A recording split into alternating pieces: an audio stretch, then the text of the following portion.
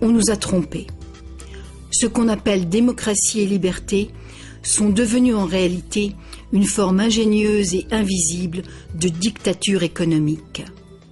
Aussi longtemps que notre société dépendra du crédit bancaire pour son apport d'argent, les banquiers continueront de décider qui reçoit de l'argent ou pas.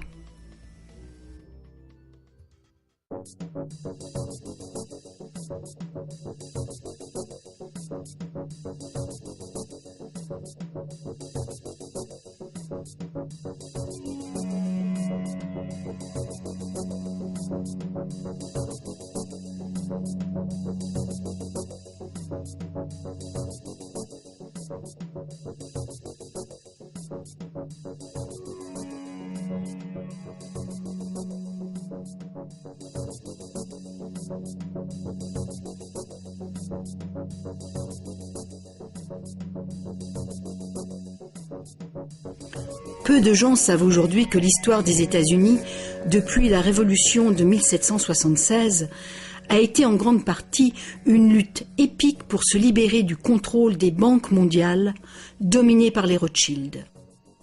Cette lutte a finalement été perdue en 1913, quand le président Woodrow Wilson a signé la loi de la réserve fédérale, donnant le pouvoir de créer l'argent américain à un cartel de banques internationales.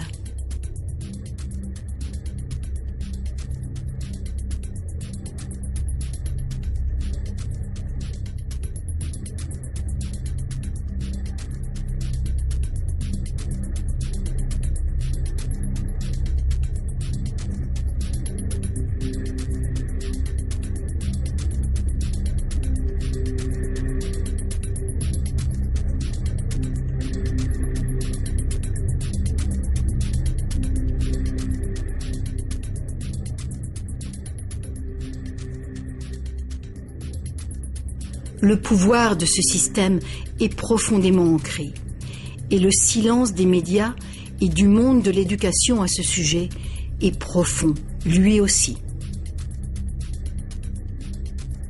Il y a des années, un vice-premier ministre du Canada a fait un sondage informel auprès de nombreux professionnels bien éduqués et auprès de simples citoyens. Il a constaté qu'aucun d'eux ne comprenait vraiment comment l'argent était créé.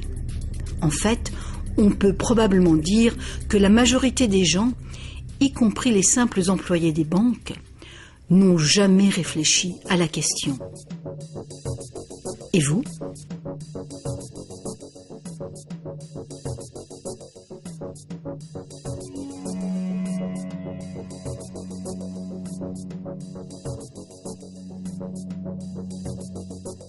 Le système moderne de l'argent-dette est né il y a un peu plus de 300 ans, quand la première banque d'Angleterre a été créée par une charte royale lui autorisant des prêts fractionnels de dépôt d'or au ratio de 2 pour 1.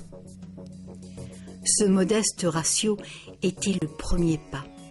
Le système est maintenant mondialisé. Il crée des quantités virtuellement illimitées d'argent à partir de rien.